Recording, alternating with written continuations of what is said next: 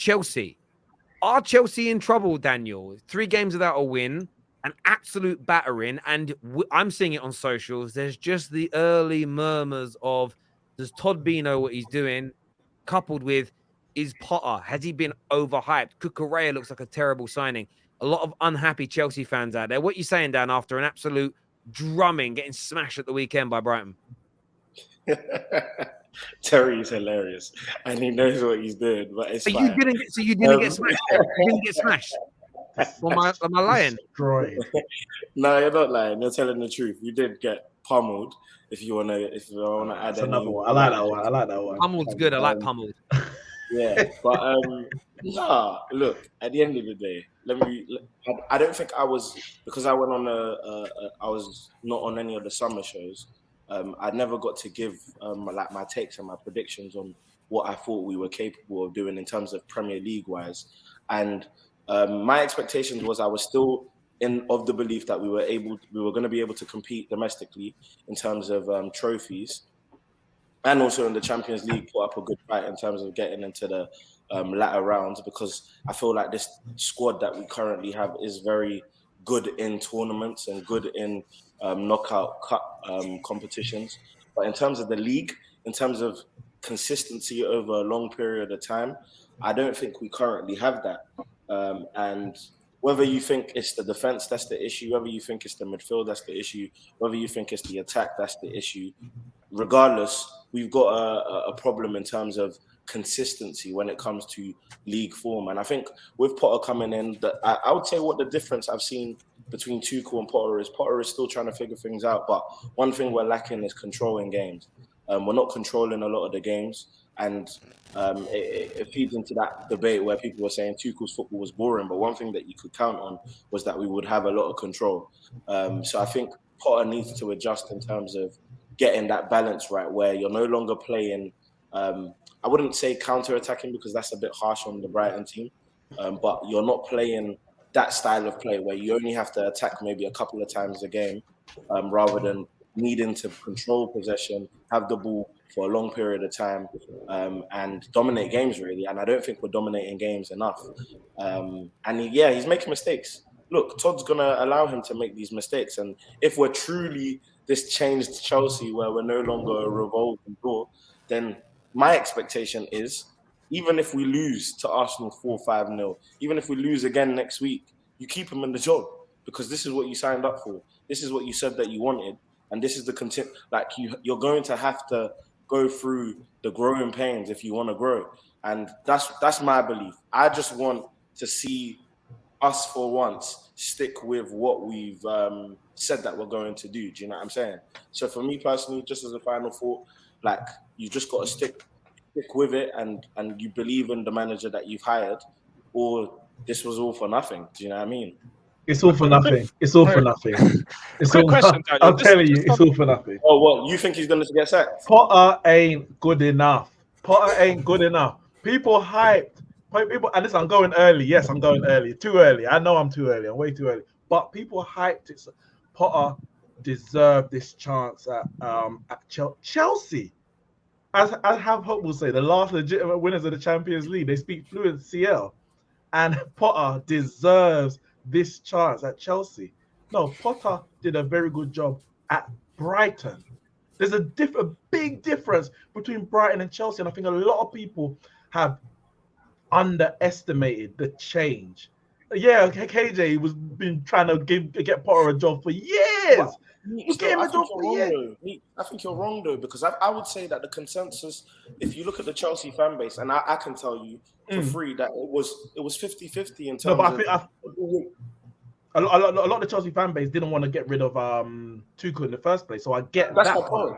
I get that. I'm not saying they thought Tuchel should be gone, but there's been a lot of, I think, blind faith in the fact that, well, look what Potter did at. No, I'm not saying just from Chelsea fans, just in terms of everyone in general, football fans. Look what he did at Brighton. This is what he can do with more money. Football don't work like that. We've seen this time and time again. It's like we erase our memory and think that just because you get more money at a bigger club, therefore things are going to work. It's the same reason why I had some doubts when Ten Hag comes. You can't just say, "Oh, we did at Ajax. We got more money So at wait, Man Neeks, United." Neeks, It have doesn't all those work like doubts that. with Ten Hag wiped away already after a 100% couple of not. weeks? 100% it hasn't. So So that's then what I'm how saying. can you say So the same for Potter? no, Because he's literally had I a already couple had those weeks. doubts about Potter, and now those doubts are coming to fruition. Whereas Ten Hag is erasing some of those doubts. We're going the other direction. So I can say, oh, that might work with Ten Hag more so. Whereas Potter, in the last few weeks, I didn't think their first few games were that great. When a lot of people were saying, oh yeah, this is look how good Potter's doing. Look how I said, no, these are games they're supposed to win and they're not even playing that well. I worry for Potter at Chelsea. I don't think a lot of those players are good enough. I think you can spend till the cows come home, but the pressure of managing this kind of club is completely different. I think it's a job too big for him personally. I'm going early, and it may come back to bite me, whatever. But I think Chelsea should have gone for a more experienced Way manager. too early. And you know what? Yeah, a bit too early, but I might be right. As Graham Souness said, let me just he say was the this. Let me first one just to say go on this. Pogba, and he was right, so I might be right. Daniel, your team really brightened my mood on the weekend. I'm not gonna lie. Losing to them four whatever. If that happens on the weekend to Arsenal, you guys are in big trouble. But when it comes to the players, you guys have a lot of your key players out. You don't have a lot of creativity in your team. You're finding the same old problems with different managers. At what point do you guys stop saying it's the manager and you start looking at the players? Because I'm watching that game. You guys got people conceding own goals. You got people walking in the box around the keeper who's fallen over, and everyone's going to the line instead of initiating the defense. It's like it is the players consistently making error after error, leading to these defensive mistakes. And it's like, why is it that everyone's so quick to jump on Potter? Like, it's ridiculous to me. He just came into the job. He's gotten an injury issue with some of his key players. And you look at that lineup they played the other day. Yes, he put out the lineup. Yes, it was his team that he put out there, but he had to put that team out there because of the circumstances. And Did he though? He's and as changing a his team manager, every week. one second. When he got the job, people laughed at me. I said that he's going to come in and he's going to keep the three at the back. He's going to play a similar type of system because the players are familiar with it, and it's going to take him at least a year to figure out what he wants to do. So everyone needs to relax.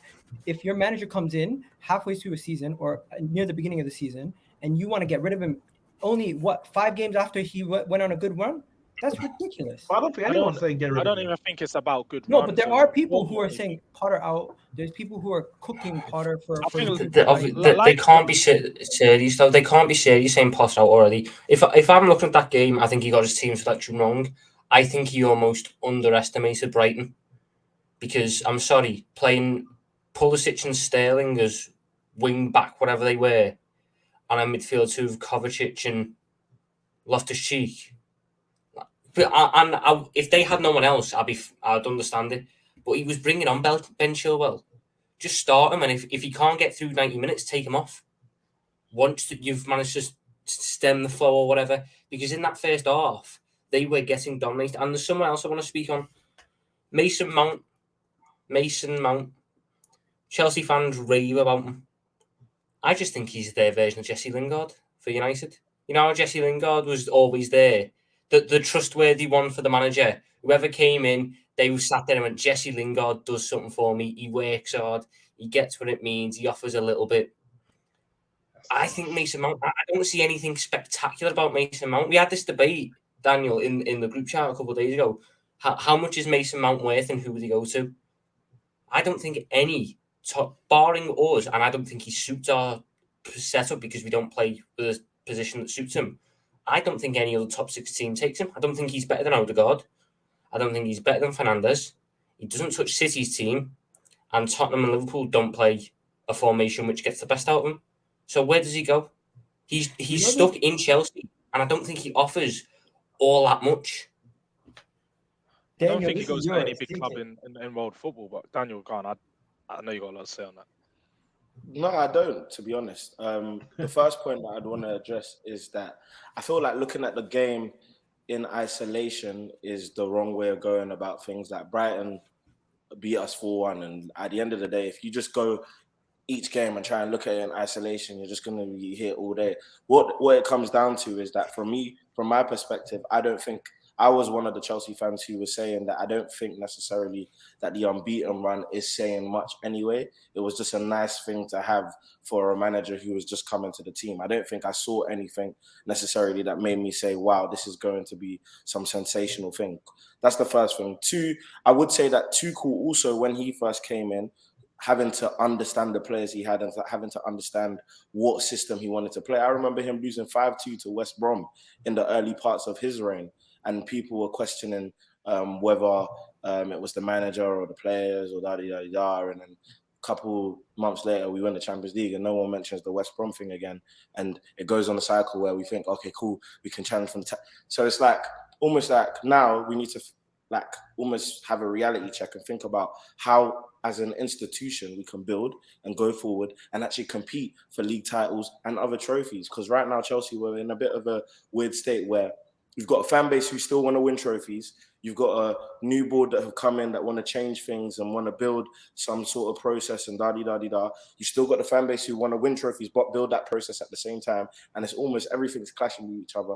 And we kind of need to really understand what's going on. And as long as the board, in and amongst all that noise, stick with the man that they've hired, I don't have a problem with this. I just want something clear and something we can back. Then with what's your opinion on Mason Mount? Because he literally just crucified him, and you just said it's okay? I was just about to address that. And when it comes to Mason Mount, I think personally, I would say Jesse Lingard is harsh. I think he's much, much better than Jesse Lingard. But I do understand that Mason Mount has lacked consistency for 2 years now in terms of his growth as a player. And I think he will have one good game and then have a couple of very average to bad games in which you're thinking, does he warrant the starting place that he consistently gets every single week? So I think that's another problem where you have players who maybe seem to not be dropped. And then you get players looking at that and, we know that players are looking at other players. And as a player, if you're not playing and you're seeing someone inconsistent and he plays every single week, you're suddenly going to be a bit demotivated and whatnot. So it's a difficult one, man. Sorry. I think what's interesting, let me ask Gal, what do you think of Mason Mount? Just very quickly, very briefly, what do you think of him? You know what? I'm a person who likes people who have been effective. And I feel like he's been effective under all these manager changes, under all these situations. Frank Lampard, Thomas Tuchel, he's always been one of the main guys you can look at. And you know what? He's been their player of the year for the last couple of years. And I feel like it's a little bit harsh to compare him to Jesse Lingard and to even say that every player goes up and has ups and downs. I think he's a good player. He's not the best. He's not world class or generational or anything like that. But he's been a good player for Chelsea. He's been consistent for Chelsea. And amongst a team that has had a lot of inconsistent players, he's been one of their only shining lights. Everything you said just backs up my point. My point when I compare him to Jesse Lingard was backed by multiple United managers in a row. No, People, but he had impact when he Jesse came into that team. Jesse Lingard never had a single season where he got over nearly 40 odd GA. Like Mount helped lead his team to a Champions League title. Jesse Lingard didn't do that, and I'm a Man United fan. So the reason I wanted to ask you, Gal, is we're currently seeing Granit Xhaka tearing up the Premier League, playing brilliantly, and he was a player that I would say 90% of Arsenal fans said isn't good enough. But the one question was always, why did Wenger, why did Emery, why did Arteta stick with him? Why did Lampard, why did Tuchel, why is Potter playing him? And I think Chelsea's issue right now isn't, I get the squad's got to improve, but Chelsea have been behaving with, it's why me and Lee Gunn had a big debate about this. Chelsea's model under Roman had to change because creating stable clubs, a board level and philosophy level that's club wide, not manager specific, is what's all the dominant clubs in Europe kind of have that, if that makes sense. They're not going from, I always give the example, they're not going from a Pep to a Simeone to a Klopp to a Jose in terms of managerial styles. And I look at Chelsea, and you've kind of been building these squads. You started with Sarri, and then you started building one for Lampard, and then Lampard had loads of money spent, and then to Tuchel. You spent loads of money on Tuchel, and now you've gone to Graham Potter. Chelsea need to stick with a manager and or a style for a 2 to 3 year period and build a squad around that. I bet if you got Graham Potter to sit down and be honest, he'd probably go, 60% of this squad I don't want. Irrespective of their name, it's their profile, it's the way they play. And Man United have seen that. Every manager we went for when we sacked one was a completely different individual, and we could never get a balanced squad. And I think that Mount, people can question him, But I don't think it's about any one individual. Until your club has a set approach, you're never going to create consistency. And I think Todd Bowley's trying to do it, but that should be the focus first. And once that's settled, then start focusing on managers. If you just sack manager, and you keep this conveyor belt approach that Roman had in 2022, you're just not going to win a Premier League title playing that way for me and running your club in that style. I just think it's impossible, personally.